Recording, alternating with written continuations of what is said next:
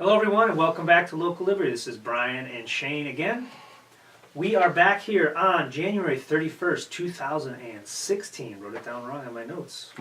This is episode 15. And as you can see, our social contract is getting a little beat up. We may have to just cut another one, completely redefine the terms, but it'll still be binding. And our topic for today is political correctness. This one should be nice and completely uncontroversial by definition. So let's start with some definitions, Shane.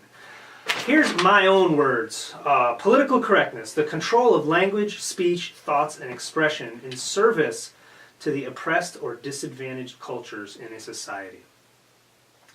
Then a follow-on definition to that, the whole notion that there are disadvantaged or oppressed cultures within a society, that comes from the concept that, I think there's a lot of names, but the name that I've starting to use and see in a lot of the stuff I'm reading is called cultural Marxism.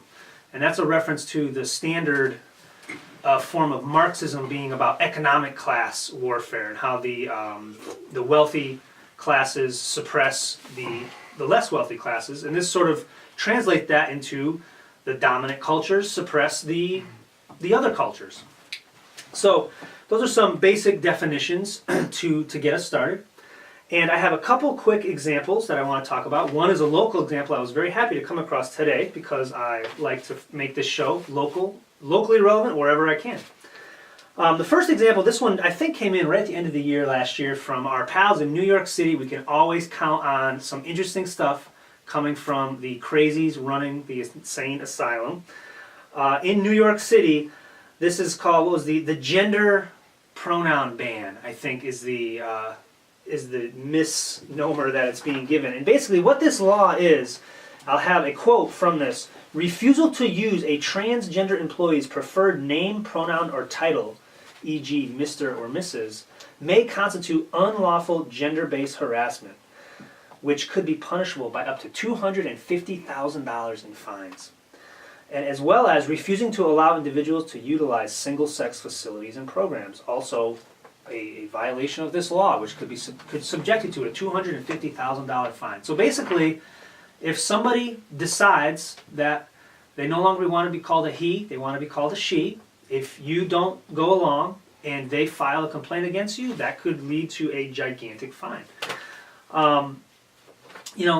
This sort of comes back. I had another name for this episode. I was going to call it the War on Reality, and this is what this was the example that brought that name out. And basically, if somebody, however somebody feels, however somebody, they want to be this or they want to be that, other people still get to decide how they're going to interpret their own reality. And for most people, the reality is there's a biological male and there's a biological female, and there can be some unfortunate folks that are born kind of both or in between or neither, but the vast majority of people are either born in male or female. And if you're of the opinion that a surgery can't change that systemically for you, or neither can hormone therapy, then that's your version of reality. Or I shouldn't even say, I'm using the wrong language to say versions of reality. I'm going to consider that is reality.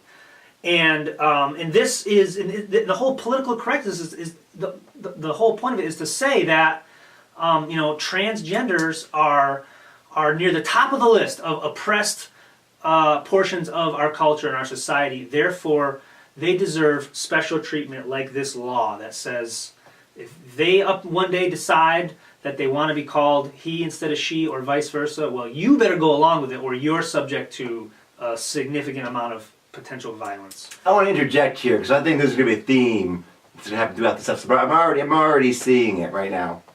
Right? I think transgender people are terribly treated in society. I think you should call people by what they want to be called. If I say my name is Shane, you start calling me Bob, I'm like, excuse me, my name is Shane, could you call me my name?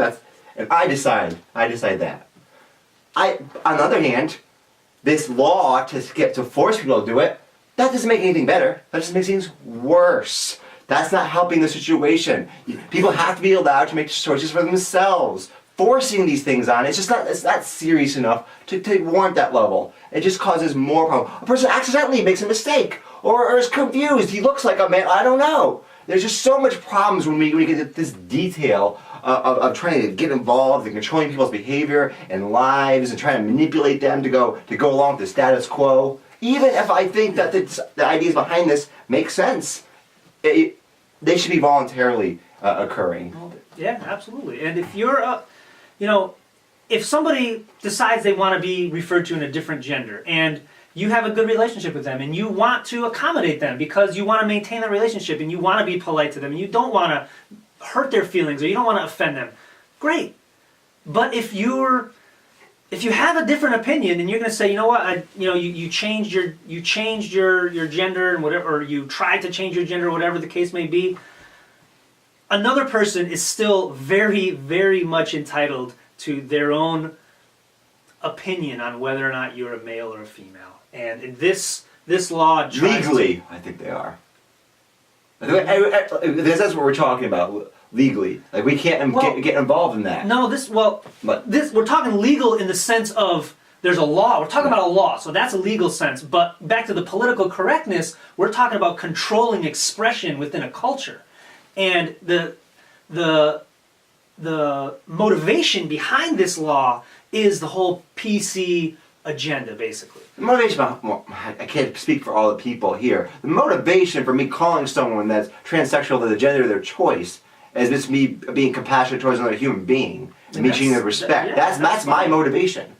That is it. Now, I'm talking about the motivation behind passing this law. Right, but there's an underlying thing you say about PC culture, and then again, I think this is something we're talking about here. Some people also might say, I tend to often be PC, sometimes in actual life, and the way we treat people, and considering people that are from different backgrounds, and understanding what's going on with them. It's just about when you start to force that my worldview on somebody else. So my PC, my free love hippie worldviews about how people should live their lives, I can't force on another person. That's a barrier I can't cross. It's good. That's a good thing. And it causes harm, though. That's the thing. This happens naturally. So we see it's a bottom up change where people, it just happens voluntarily, and that's a much better way of doing things through advocacy, through letting people know, through getting out information, than going, oh, there's a bureaucrat here, let me go lobby him, let me get some votes together, and we're going to get this law passed, screw them over. That is not a good motivation. That's not the way to do it. Agreed.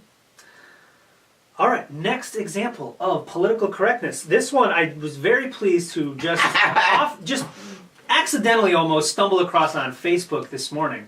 Like I said, I want to find locally relevant topics for this show. And our pals up at UConn, next door, and probably our chief diversity officer to be, I don't think the person has been named yet, but I'm sure they're working on it. They were behind the scenes on this one. This was from Fox News a couple days ago, Fox 61. The UConn, there's plans for the fall of 2016. There's going to be a living space that is called Scholars, with a 2 in there. And what Scholars is an acronym for, sorry. Oh, I totally lost it. Scholastic House of Leaders who are African American researchers and scholars. Wow. Basically, that's a mouthful for, and this is further read in the article, this is going to be a dorm for African American males. And there's a quote from one of the professors that is leading this initiative, and he says, it's a space where they can have conversation and also talk with individuals who come from the same background and share the same experience. Great, I say. Fantastic. That sounds like a perfectly reasonable thing to do, to create spaces where people can share experiences that come from similar backgrounds. Now, the problem with this, of course, is, and you know what I'm going to say, what about the Indian American dorm room? What about the Latino American dorm room? What about the, dare I say it, the white dorm room? Can we set that up? Just to this is being done by the diversity officer to be, or by employees? But I'm just speculating that it's related to our future diversity officer at UConn. But it's not. Is it kids coming together to do this? No. This is from the university. This is this is an official UConn thing. Okay, Yeah, this is correct. That's what I want to know. Because I wouldn't have a problem if they move to some building on campus or whatever. Like just decided to, we're all black guys. We're gonna move here. Cool. Honestly, I don't have. This is strange. Right, that's from the top. The idea of allowing spaces where people can segregate themselves, top down or bottom up. There's nothing wrong with that. The point is there's nothing wrong with segregation in the sense of wanting to associate with people that you have a common ground with. Whether you can segregate yourselves according to a million different things. Well, here, probably the top-down approach, right, in this example, is what you just said. You said, well, where is for Indians? Where is it for Asians? Or it's just someone going, hey, we're going to give this group this treatment. Right. Well, there's actually there's a little bit of the previous paragraph. This same professor, Dr. Eric Hines, he says he notes that the graduation rate for all students at UConn was 82.5%. The graduation rate for African American males is only 54%. So, okay, I mean that's a problem, or that's a discrepancy, and we could we can have another episode to talk about the causes of that. But you're going to take some steps to address that, and you're going to, change the population according to this other thing, whatever, fine. I don't want to object to the fact that they're making a black guys only dorm. The reason why this is an example of political correctness is because we all know what would happen. I didn't have time today to find, I think it may have been at UConn a couple years ago, where they had some party at like one of the PERLAC or whatever, the Latin American Student Association, and if I'm getting the details wrong here, forgive me, but there was some party at one of the universities around here recently where there was a controversy because they excluded some ethnicity, saying, "No, we're just going to have certain, we're just going to have our own group here, and you can see later." So the reason why this falls into the political correctness is because this whole notion of we're going to set aside a dorm for a certain ethnicity, it will not cut in all directions. And why not? This is kind of the heart of this whole conversation is, just because a culture happens to be in the majority does not make that culture invalid. Just because, and we talk a lot about individuals. Individuals are the basis for human action. Individuals are the basis for society, the basis for everything. Every individual in every culture has their own experience. Their experiences, in the strictest sense, are unique, but their experiences also have tons of commonality with lots of other people. So you can basically say that, all the if there's 25 Mets fans on the UConn campus and they have that painful experience in common, that's a perfectly valid basis for deciding they want to live together, just like a million other things may be. And this is the key to why this whole political correctness stuff is messed up. Just because a culture happens to be majority sense in the fact that it's leading numerically does not mean it's dominating or oppressing anything any more than or any less than the Microsoft has, has 90% of the market in desktops. Does not mean that Microsoft is oppressing Apple and Linux.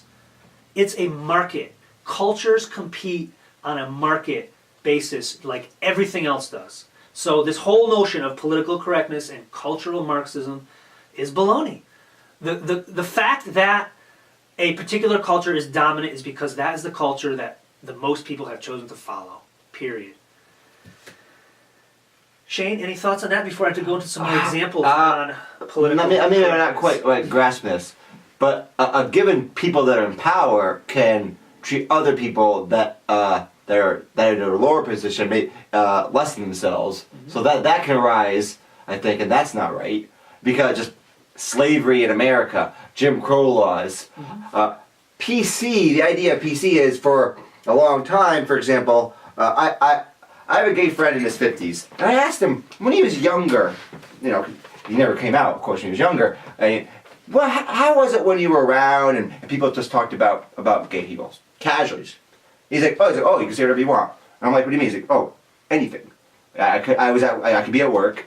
Someone would bring up something about gay people, and then he'd be like, oh, you could say you could kill them, you could castrate them, you could do. It was just unbelievable. It was like you never would come out. It'd be career suicide, blah blah blah blah. So in that sense, the reason why instead of calling gay people faggots, we now say, oh, he's gay. You don't use a different terminology, you use a pejorative. Mm-hmm. So they're the PC, because that was a big debate. When I was in high school, people used to call people fags and this and that, and there was a debate there. I was like, well, we don't really mean that, right? But the whole idea is, well, yes, but there's a history behind it. The word itself is a negative, right? And it's tied up to homosexuality. So, but PC culture is just trying to be sensitive to other people. And then it takes it to another extreme by forcing it on other people. Just like how you're nice to somebody, when you greet them, right? It's just the same idea, extending that, and you're understanding other people and how it affects them. But then there's this extreme taken where it's like, oh, well, this has to be the way it has to be, and everyone has to follow my worldview, and that leads to all kinds of other problems. Yeah, that leads to conflict. Yes. By definition. So, it's not about, the examples you just raised about actual violence towards people based on differences, that was never right then, is not right now, won't be right in the future. It's the difference between violence and disassociation. And true threats of violence towards gays or anybody else was wrong then and it's wrong now. But the disassociation was not wrong then and it's not wrong now. And that's really the difference between a libertarian view of the world and the other views of the world. Is disassociation is okay. It's choosing who you want to associate with is not a bad thing.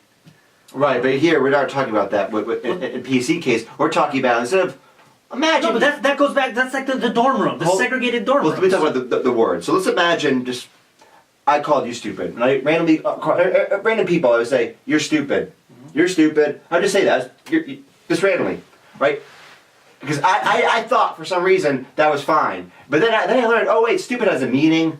Most people perceive it this way. Most people perceive it negatively. It's like, why is he insulting me? Now, it could be on me to go, well, I don't mean it that way.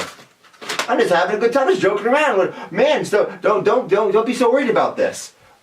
Which is like a lot of things that happen by the so-called PC culture. While just by changing the way you say something about something, saying the word you use, you're changing. Oh, who cares about that? Oh, Redskins, that's not a big deal. Oh, faggot, I'm just fooling around. It's just thinking about what you are thinking, but not at all about how anyone else perceives it. And maybe it is silly to get upset about word usage or whatever. But we're humans, and that's what happens. And look at right here. This is what happens. You're upset about it. So we're upset about what? Word usage. This whole concept. I'm upset. All PC culture. I'm upset about people being threatened with a $250,000 fine in New York City for saying he instead of she. That's what I'm upset about. So that's why I wish maybe we will have to find this meme, because that's why I wanted to include this meme where I talked about, basically said there are no such thing, and I'll butcher the quote like I always do. There's no such thing as trigger warnings for adults, because you're in control of your actions, and if somebody calls you a name that hurts your feelings, you're in control of how you respond. You can choose to say, "Sure, I'm not going to deal with you anymore, you jerks. Have a nice life," or you can say something back to him, or you can say nothing, or you can just. What does that have to do with my point? I don't understand. Because you're talking about how political correctness started out as just being sensitive, right? And about sensitivities. And I say no, that's not the case. I say it's always been about getting to the point where the culture and people's minds have been abused for so long that people in New York City can tolerate living in a place where you can be fined $250,000 for saying he instead of she. You're talking about an incorrect, I think, an incorrect application of the principle behind it. The principle behind it, But it's the same principle. It's the same principle. It's not. Because I you could say in PC, I try to call people whatever terminology that they would prefer to call, or I see most people generally do it within that group. So how group self defines itself, I go, okay, well they're that group, they get to define themselves that way because they're in that group. Just like sometimes people come up to me as an atheist or libertarian and they start telling me what I believe. They start telling me what I believe. I'm like, no, I define that. Just give me that respect, and I try to respect other people in the same way. Now there's a leap. Now there's another angle here. Now I go, oh, this is my view. Can I force it on people? But you say go back 50 years, whenever this was started, and you say, okay, we're going to change this culture because we want to be more sensitive to people. Fast forward to 2015, December.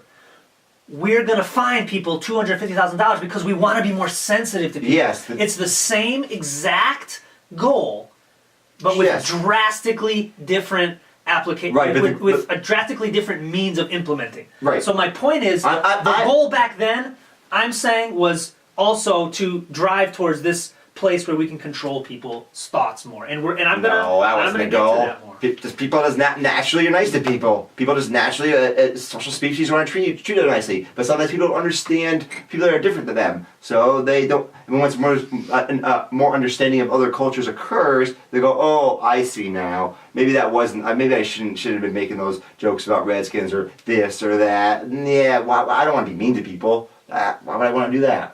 That feeling is different than the person actively going, yep, get that law passed. I think you're describing how people generally act under peaceful circumstances. Yeah, the people are going to be civil towards each other because that's just in everybody's best interest. Because you don't want to just be picking fights with people left and right. It just doesn't make for happy existence for anyone. Right. But now when you take things to the point where you can have your business ruined essentially, then I think you're leaving room for people to start getting defensive. Oh, so I'm in total agreement on implementation here. Like bad, but you seem to say it's all the time. They all want this.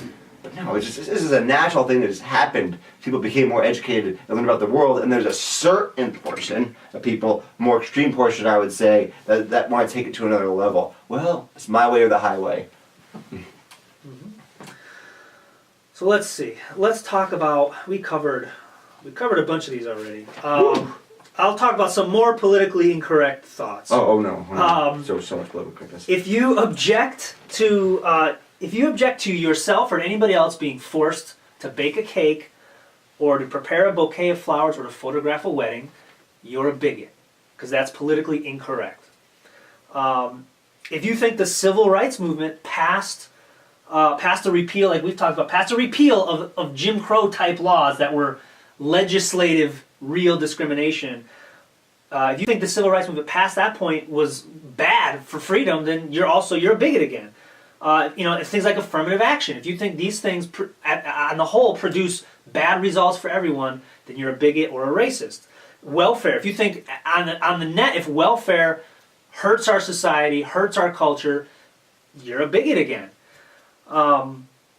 These all go into these all tie back into political correctness and supporting the so-called victim culture, basically. Now, some other facts that are maybe a little more lighthearted or maybe not, depending on your circles. Maybe just talking about some of these things might get you called a racist. That Asian people have the highest income in the United States. Indian Asians, from New Delhi, that country near China, Indians dominate spelling bees. Blacks dominate the NBA. Kenyans dominate distance running. People from Western Africa and the descent, and the Caribbean and areas like that, they dominate sprinting. Hispanics have a huge presence. You could say they dominate baseball to a certain extent. I just want to add in, Icelanders and people of Scandinavian heritage dominate strongman contest. Yes, Icelanders have a dramatically disproportionate number of champions in strongman competitions, even though there's only 300,000 of them. They're the strongest people in the world. Yeah, and whatever the heck. It's obviously genetic. I mean, you see this. And actually, in the Kenya incident, it's not really Kenyans.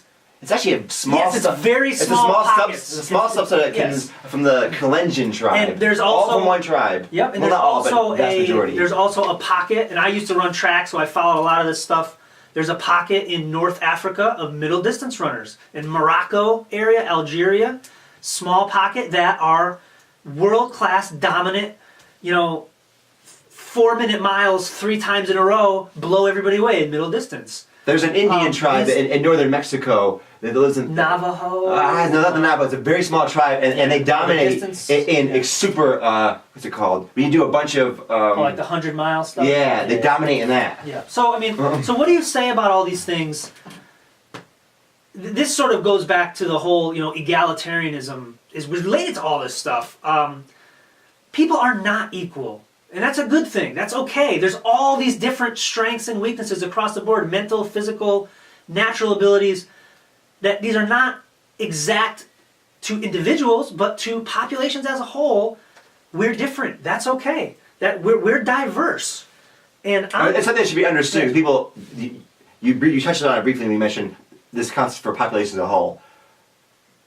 People all do this all the time. You make a statement about a population, about a group of people that holds up over the population. This is what sociologists do. They track trends in society, what people will do on the whole.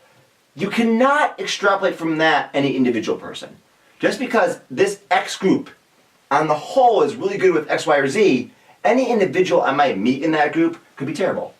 Right. Maybe good, bad, or otherwise. They're an individual. But you can use that information in ways that doesn't make you a bad person, doesn't make you a racist. Let me give you an example. Going back to the sports stuff, swimming, dominated by white people.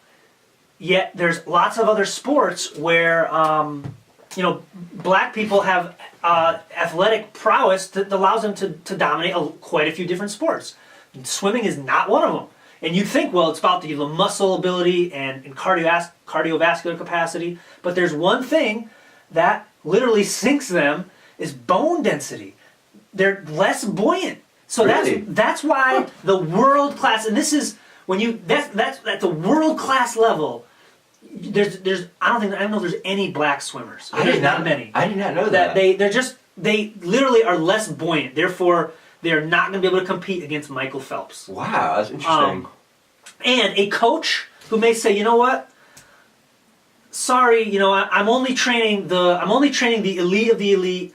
I'm sorry, young, wonderful black kid. I'm just not going to take you on as a coach. The guy's not a racist. That guy just wants to train gold medal winners, and chances are, a black guy's not going to be a gold medal winner at the 50 freestyle. So all of these things. It should be added though. We're talking about all these sports and whatnot.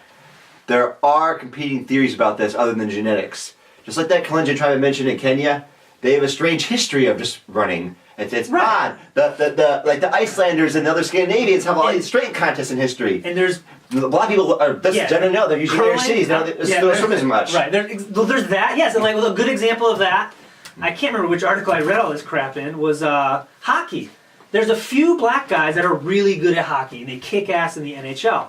But black people, by and large, just don't live in countries where they play a lot of hockey. Right. So you don't see many guys represented in there, but there's a few guys in there that are pretty damn good. It's tough if you're not growing up playing exactly. a thing. Right, you don't have you're not playing from 3 years old, you don't have the culture of hockey, you don't have these training, these programs where you're not getting experience, right. And the pool that you're drawing from for hockey talent is 1 in 1,000 is black versus white. So these are explanations of things that you can point this out and it's okay. You're not a racist if you talk about some of the facts and you talk about some of the actual differences between people.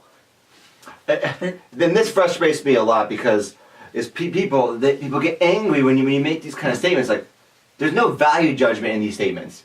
I'm not saying it's good, bad, or otherwise that these people are better runners. This group is better this or that. I'm not making a value judgment. We could make a value judgment about that. We could make decisions about that. But so many times, as soon as you bring up the stat, You mention that you're doing something. A scientist is doing a study. He's like, well, we came up with these results. Oh my God, what's going on? Stop. There's no such thing as a racist fact. Just stop. Yes, that it stands on its own. What you do with that is what matters. Yep. So let me skip out of order a little bit. No, it's gonna be so confused. To go to number 6, because I think it's a good segue, because we just talked about a whole bunch of simple, straightforward points of diversity, and physical, mental, experience, the whole 9 yards. Diversity. Now, by and large, diversity is a good thing. It enriches our lives. But I want to talk about diversity in the aspect that there are limits to the diversity that people will typically handle. And this varies from individual to individual how much diversity they're interested in. And as a simple example, Shane and I would not be doing this show together if we didn't have a decent amount in common. We didn't have a good amount of common ground to build off of. We have lots of differences. We get into all sorts of arguments about different stuff. We come at topics from different angles. But there's plenty for us to agree on to form the basis for doing this show. It's the common thread of promoting freedom. Yep. And yes, and just if you were some authoritarian, like communist, I would like gouge my eyes out eventually. Yes, I can't do this anymore. And basically, that extreme would be annoying. Yeah, and we would say,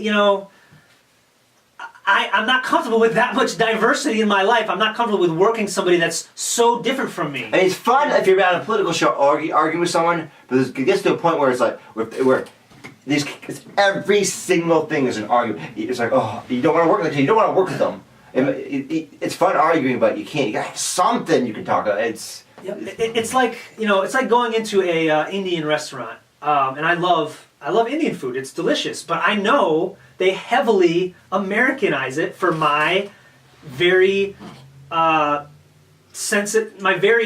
heat intolerant palate. So basically, I hate spicy food. Yeah, I'm not much for spicy food either. So there's limits to how much diversity in cuisine I want. There's limits to how much diversity in cuisine I'm going to pay for. I just like Americanized food. Right. That's what I'm used to. I grew up on it. So that's what I'm used to. Yes. So that's exactly. People prefer what they know, what they're familiar with, and it's okay. It's natural. It doesn't make you a bad person. It doesn't make you a bigot. It doesn't make you a racist if you want to associate with what you already know. Now, that's not to say that lots of people can't enrich their lives by expanding their experiences on a million different dimensions, and besides race. You can seek out other people from different geographical areas, different cultures. Up and down the economic ladder, people that have specific experience, whatever. We're all going to have a different tolerance level for how much diversity we seek in our lives, and by and large, there's always going to be some kind of foundation of familiarity that we are going to seek, and that's why people are talking about building a dorm for black males at UConn. Just exactly to serve that perfectly benign and innocent and just natural tendency to seek what we know and build bonds with people that we're comfortable with. So what is the purpose of all this? And this is where Shane and I will go back into diversity mode. The purpose, I think, of political correctness in general, there's a few angles. One of them is generating and harvesting guilt. You've got to have the dominant culture. You've got to have them feeling guilty. And this was in that article that I sent you. This was one of the really interesting things I picked up on in there. Basically, this is what this author said: the fact that guilt works as a tool of manipulation to say, I'm going to get the dominant culture feeling really guilty about something, and then I'm going to ring it. That right there shows that culture cannot be as oppressive and horrible and evil as it's made out to be. Because if the culture was just pure evil and someone said, hey, you should feel guilty for doing something, they would just kick them back in the gutter and say, shut up and get back down in the gutter. I'm the dominant culture. But instead, very, very successfully, they've produced a lot of guilt in our society. And that guilt is just harvested. It's just mining gold. So I'm not sure if I agree with all you exactly what you said there, but like you said, if the guilt didn't work. They try to produce the guilt because they think it will have an effect. it has an effect. But it hasn't always. So, I mean, when you had like the Indian Wars during the 19th century, and wiping out tribe after tribe, and some people try to say, wait, then we had a treaty with this tribe, then but we just went in and killed all the women and children when the men were out. Or when people try to petition for Africans that escaped slavery and go, hey, this guy was a slave, and people try to make people feel guilty. Look what's happening. Look at all these things that are being done. And people by and large ignored it. I find it odd now, after a lot of that we've gone through, that some people, it's like people want to place guilt on me as a white man, for things that people I had nothing to do with, never supported, in the past did bad things. Yeah, plenty of white people, plenty of people of European descent dominated other cultures, terrible things. My country's government does a bunch of terrible things I don't like. That's not me. Like, that's a weird thing, and then people feel guilty about like they have this guilt about what their ancestors did. I don't get that. That's not me. I didn't do that. But yeah, it's an interesting point how the response, the guilt response, has changed over time, and I'm just speculation, but I think part of that could be economic prosperity. As economic prosperity grows, people can give into that guilt without losing too much, and I think that may be part of it. Like 100 years ago, women couldn't vote. There are all kinds of all kinds of things. But as a man, I didn't oppress women not voting. But like 150 years ago, why should I feel guilty about that? Like the Indian thing. You're right. You shouldn't. But people do sometimes. It seems like it. Yeah, people. Yeah, so people like like you mentioned the Indians. A lot of times, the Native Americans would be booted off, dragged off their land, killed, murdered, whatever. Massive violations of basic human rights, massive, and then people would move onto the land, and those folks that moved on, you got an uphill battle to convince them to just pack up and say, oh, sorry, it was a bad move, I'm just going to, walk 3,000 miles and go back to New York City. So like now... But that's a whole big situation where we can't really go into the whole... history. There's so many complications of that. But that is an interesting point, maybe for another episode. All right, so back to the purpose of all this. Basically, like I said in the definition, if you control words, if you control thoughts, and you control expression, ultimately you control action. And you can control people. If you can control the words they use, the language they use, if you can crank up that guilt machine and you can press some buttons here and there when you need to, you can control people. And it ties back into what we've talked about in lots of other ways, the divide and conquer. That reached to my...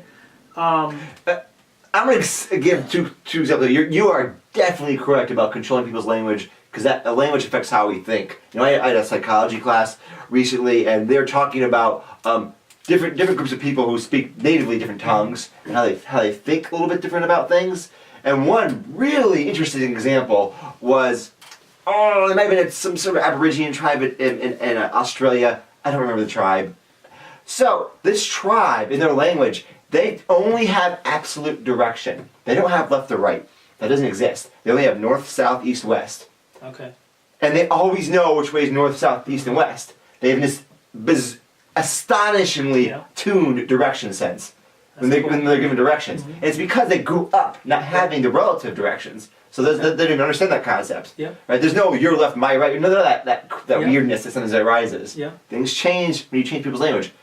And people know that, and sometimes people want that to happen. So, like for example, use the pronoun he. There's a big argument and debate sometimes. It's dominant. It creates an image of man. Blah blah blah blah. It's not. We shouldn't have this, but it's true. It does, because he psychologically have an effect on people, and so they do want people to change the terms they use.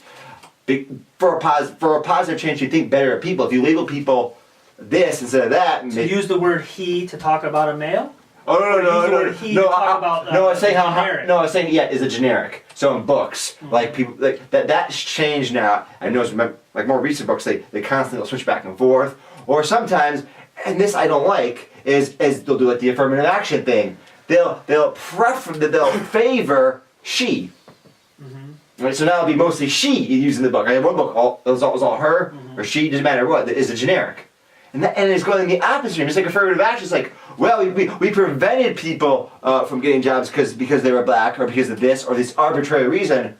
Well, now let's that's a wrong. So we'll solve it by doing something else wrong. And that doesn't work. You stop that part that's bad, and then you don't add a bunch of laws that force people into this arbitrary correctiveness, which is another problem. It's another wrong.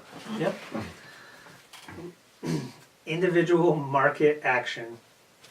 See, the extreme here. See, that's the diversity thing that I have a problem with throughout this. Yep. Is that the underlying reasoning so much? Yep. So in the end, thought control becomes another a lever of control over the society. And we talked about way back when, and there's lots of very powerful levers of control over a culture and a society. Control things like money and education, transportation, communication. If you control the language that people use in interpersonal communication, that becomes a very powerful lever of control. And again, it's all to further the agenda of basically resource extraction. And I want to finish with a quote from this article, and I'll have to set up a little bit of what this article says for this quote to make sense. Is basically it describes political correctness and cultural Marxism as the war on oxytocin, not OxyContin. The war on oxytocin, which is a chemical in your brain that comes from a lot of things, but one of the strongest actions that can produce this chemical is positive, healthy relationships with other people. And basically they're saying that this whole initiative is to, I'll just read the quote. The reason why established powers are pushing people in the West towards stunted and dysfunctional oxytocin expression is this. When they form strong in-group bonds with moral solidarity, they quickly become healthy blocks of social influence and much more difficult to control. So another way of saying that is just good old-fashioned divide and conquer. I gotta say, I read the long article. I don't think anyone's thinking about oxytocin expression or nobody knows what it is. The vast majority of people, they don't understand the biology. Some people call it, the cuddle chemical. When mothers have birth, this you get a flood of this. I'm not just not thinking about let's disrupt this person's biological, functioning. That's out there to me. That's stretching it. Okay. Come on now, what? No one's thinking about that. I don't think so. The article was not saying that. It was weird the way you wrote it. It's not saying each person out in the street is saying, what can I do to lower people's oxytocin? It's not that. It's saying the people behind the curtain that are coming up with crap like, I scratched it off the list, but now I'll bring it up. My wife hates it when I bring this up. The Girl Scouts thing from a couple of years ago, ban bossy. I don't know what that is. Oh, look it up. It was pretty silly about girls. We shouldn't use the word bossy to describe girls because that's sexist. Basically, crap like that. Somebody somewhere is thinking, you know what? Maybe they're not using the word oxytocin levels. But that was a metaphor, basically, or not even a metaphor. It was describing a political process in terms of neuroscience. And I think there's you went a little too deep there. You just kept hearing the oxytocin thing. Like no one's trying to disrupt someone's. I guess there's probably some mad scientist trying to disrupt oxytocin production. We will link to that article on the show notes and a bunch of other things. Thank you for sticking with us on this episode. I hope this is giving you guys something to think about. And where can they get us? They can get us on Facebook. Local Liberty. They can check us out on our website, our blog, localliberty.org. We got articles on there.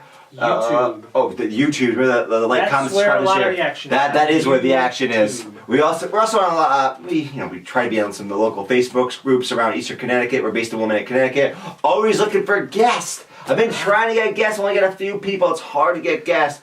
Don't worry. If you're coming on for a community chat segment, it's not gonna be a hardball interview where I try to tear you down with all my hidden books and stuff I pull out of nowhere, And going, you're an idiot. We can talk about things much, much lighter than racism and bigotry and, Indeed. and oxytocin expression. Yes. So, I guess would be great. At some point, we got to figure out how to do a live show. Oh no. Do some calls. You can do a snipe. Skype. Yes. I know that there's other internet shows that do that. And you can stream on YouTube. I Yeah, think. exactly. They use YouTube to stream, and they use Skype for like calls. Always looking for ways to improve and make more connections in our community, because ultimately that's what I want to achieve personally. Is I want to help spread ideas in our community, and I also want to meet other people that are interested in the ideas that we're talking about. Well, for me, I want to crush oxytocin production in humans. That's my secret goal behind the scenes. You are a Marxist. All right then. Thanks for listening, everybody. It's been Brian and Shane at Local Liberty. Check us out, Facebook and YouTube. Have a good one.